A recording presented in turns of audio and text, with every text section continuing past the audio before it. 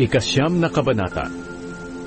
Binasbasa ng Diyos si Noe at ang mga anak niya at sinabi, magkaroon kayo ng mga anak para dumami at mangalat kayo sa buong mundo. Matatakot sa inyo ang lahat ng hayop, ang mga lumalakad, lumilipad, gumagapang at ang mga nakatira sa tubig. Kayo ang maghahari sa kanilang lahat. Makakakain na kayo ngayon ng mga hayop. Ibinibigay ko ito sa inyo bilang pagkain, kagaya ng mga ibinigay ko sa inyo na mga pananim na makakain. Pero huwag ninyong kakainin ang hayop na nang mamatay ay hindi lumabas ang dugo, dahil ang dugo ay simbolo ng buhay. Sisingilin ko ang sino mang papatay sa inyo, kahit ang mga hayop. Sisingilin ko ang sino mang papatay sa kanyang kapwa. Ang sino mang pumatay sa kanyang kapwa ay papatayin din ng kanyang kapwa, sapagkat ang tao ay ginawa ng Diyos na kawangis niya. Ngayon magkaroon kayo ng mga anak para dumami at mangalat sa buong mundo. Sinabi pa ng Diyos kay Noe at sa mga anak niya, ito ang kasunduan ko sa inyo at sa mga lahi ninyo, at sa lahat ng nabubuhay sa mundo pati sa lahat ng hayop na naging kasama ninyo sa barko. Hindi ko na muling lilipulin ang lahat ng nabubuhay sa pamamagitan ng baha, at wala ng baha na mangyayari pa para malipol ang mundo. At sinabi pa ng Diyos, bilang palatandaan ng kasunduan ko sa inyo at sa mga hayop at sa lahat ng susunod nyo pang mga henerasyon, maglalagay ako ng bahaghari sa ulap. Sa tuwing gagawin kong maulap ang langit at lilitaw ang bahaghari, aalalahanin ko agad ang kasunduan ko sa inyo at sa lahat ng uri ng hayop na hindi ko na lilipuling muli sa pamamagitan ng baha ang lahat ng may buhay.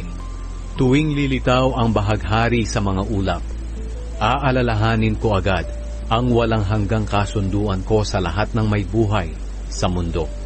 Kaya sinabi ng Diyos kay Noe, ang bahaghari ang siyang palatandaan ng kasunduan ko sa lahat ng nabubuhay sa mundo.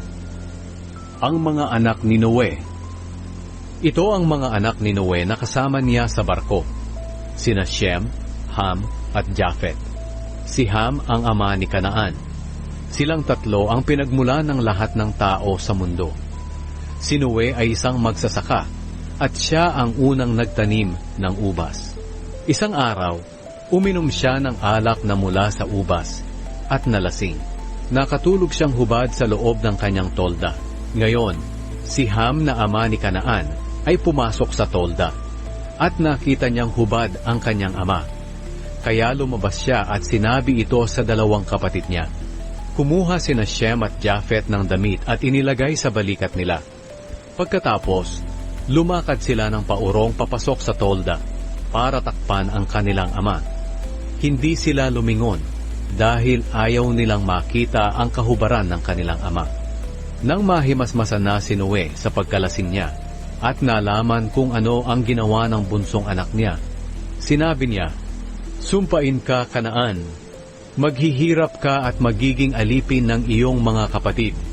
At sinabi rin niya, purihin ang Panginoon, ang Diyos ni Shem.